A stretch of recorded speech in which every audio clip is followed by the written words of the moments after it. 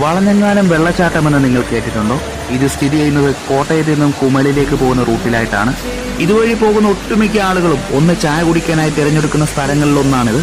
വളഞ്ഞെങ്ങാനം വെള്ളച്ചാട്ടത്തിന് മുന്നിൽ ഒരുപാട് സൗകര്യങ്ങളും സ്ഥലങ്ങളും ഒന്നും ഇല്ല എങ്കിലും ഈ ഒരു പ്രദേശം തരുന്നൊരു വല്ലാത്ത ഫീലും ഭംഗിയുണ്ട്.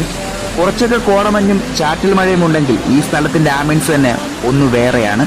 എന്തായാലും ഇതുവഴി യാത്ര ചെയ്യുന്ന ആർക്കും ഈ സൗന്ദര്യത്തെ പറ്റി ഒന്നും എഴുതാതിരിക്കാൻ തോന്നില്ല.